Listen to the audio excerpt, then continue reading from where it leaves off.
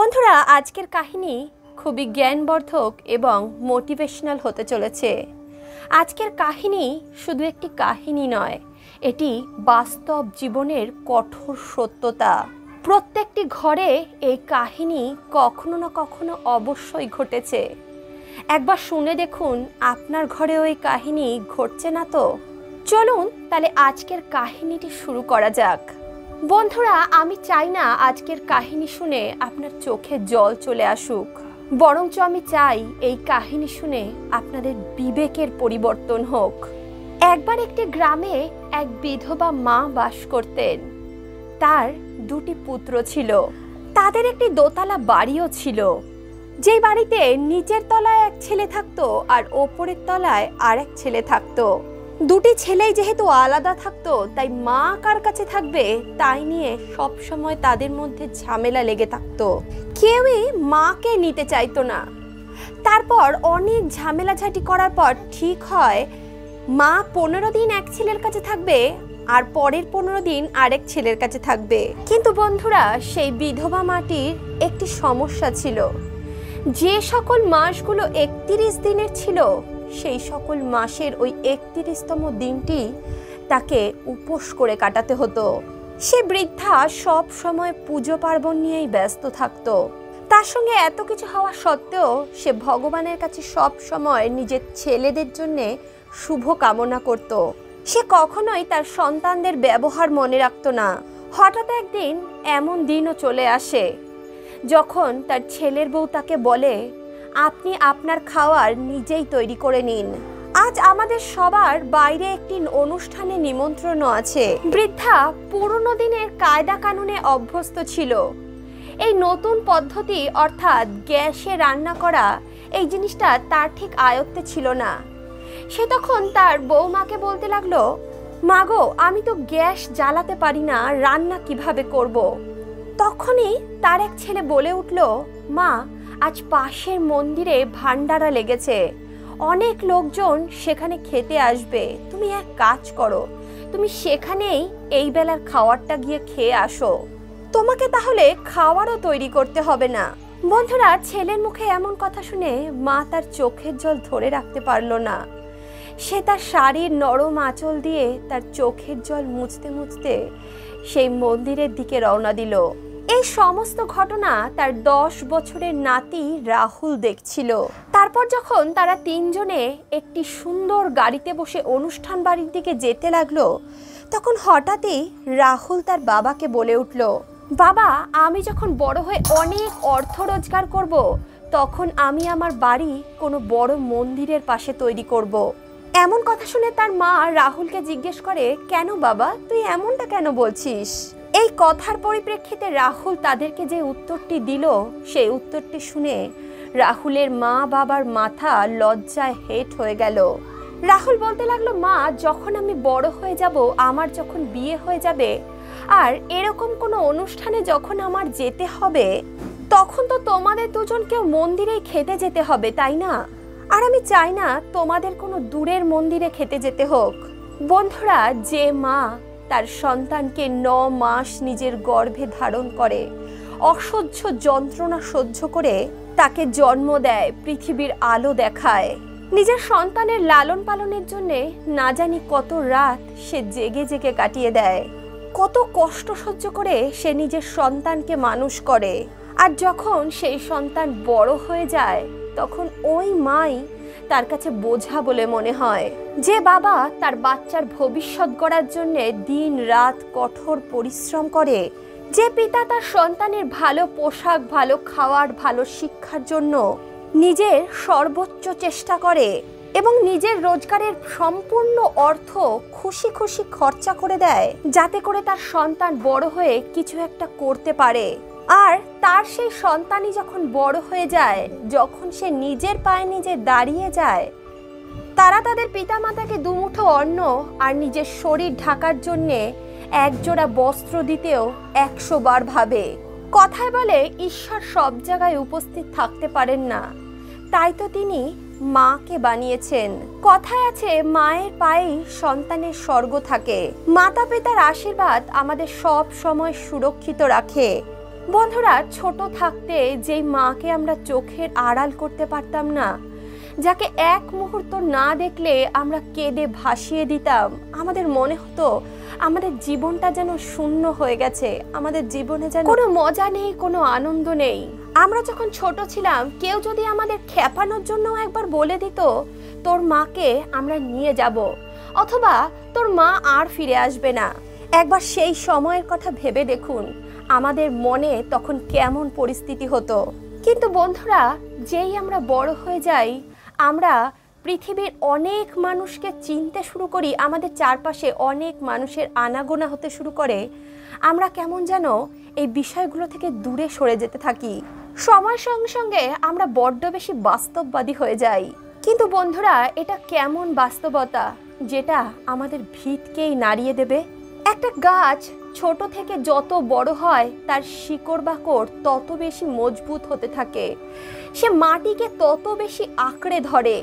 কিন্তু বন্ধুরা, আমরা কি একটা গাছের থেকেও বেশি অধম?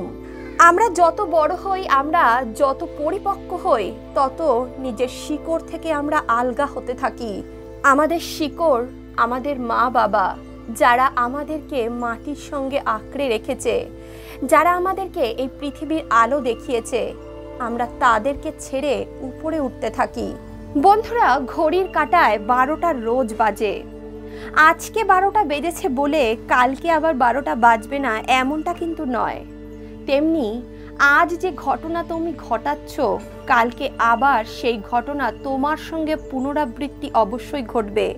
বন্ধুরা, জীবনটা বড়ই অদ্ভুত।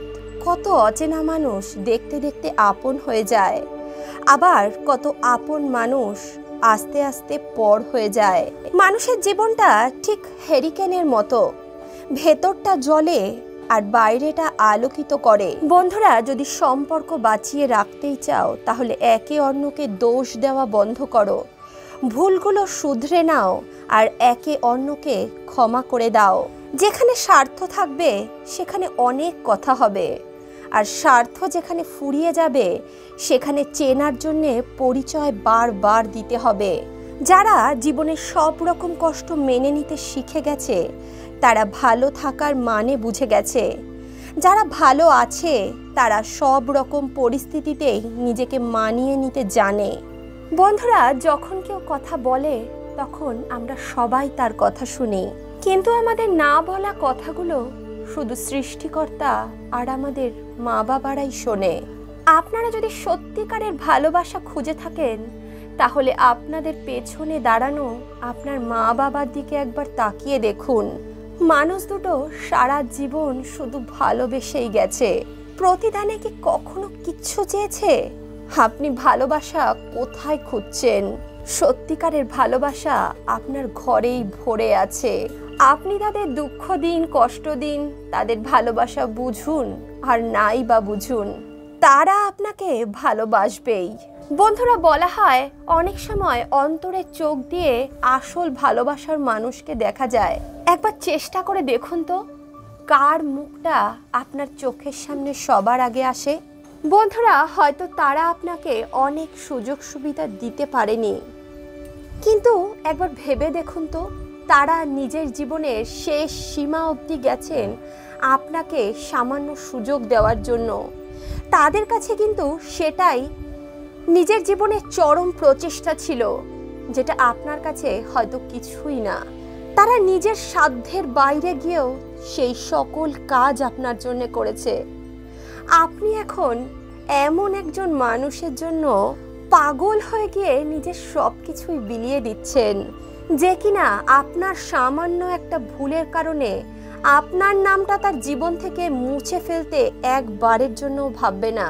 যতক্ষণ আপনি তাকে সকল ধরনের সুযোগ সুবিধা দিতে পারবেন, ততক্ষণই সে আপনাকে মাথায় তুলে রাখবে। আর আপনার দেওয়ার ক্ষমতা যেদিন ফুরিয়ে যাবে, আপনি দেখতে পারবেন মাথা থেকে আপনার জায়গাটা পায়ের নিচে আসতে বেশিক্ষণ সময় লাগবে না।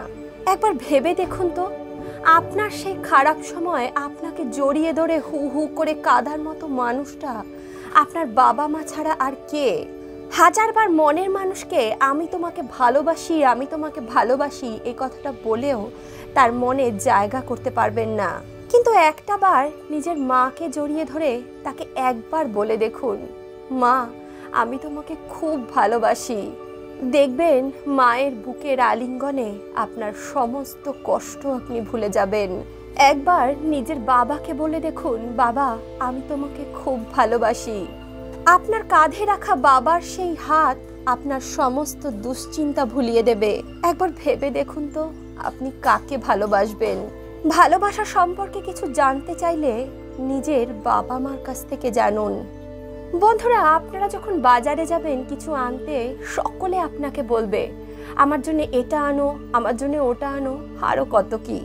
আর আপনার বাবা মা আপনাকে কি বলবে জানেন? সাবধানে যেও, রাস্তা দেখে পার হয়েও, সময় মতো বাড়ি ফিরে এসো।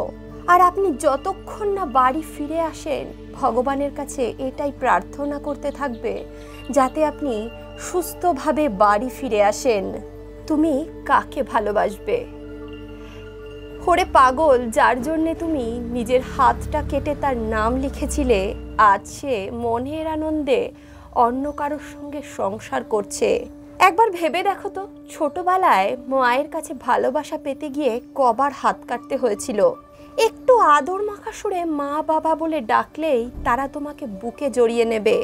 বন্ধুরা, এই কারণেই আমি বারবার একটাই কথা বলি, আমার কাছে ভালোবাসার শ্রেষ্ঠ উদাহরণ হচ্ছে আমার বাবা মা।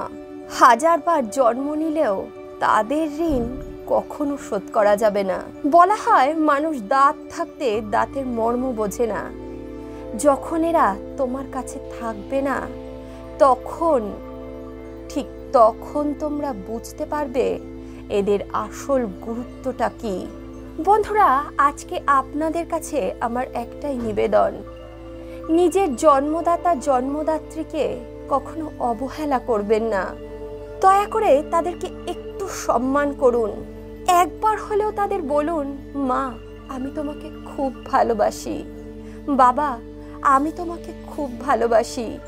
দেখবেন এই কথাটি বলার পর আপনার মনে যে অপার শান্তির উৎপত্তি ঘটবে, সেই সুখের তুলনায় পৃথিবীর অন্য যে কোনো সুখ আপনার কাছে খুবই নগণ্য বলে মনে হবে। বন্ধুরা, আজকের কাহিনী আপনাদের কেমন লাগলো অবশ্যই কমেন্ট বক্সে লিখে জানাবেন। ভিডিওটি ভালো লাগলে শুধুমাত্র নিজের মাকে একবার বলবেন, মা আমি তোমাকে খুব ভালোবাসি। বন্ধুরা, দেখা হচ্ছে অপর একটি জ্ঞানবর্ধক আলোচনার সঙ্গে। ততক্ষণের জন্য রাধে রাধে।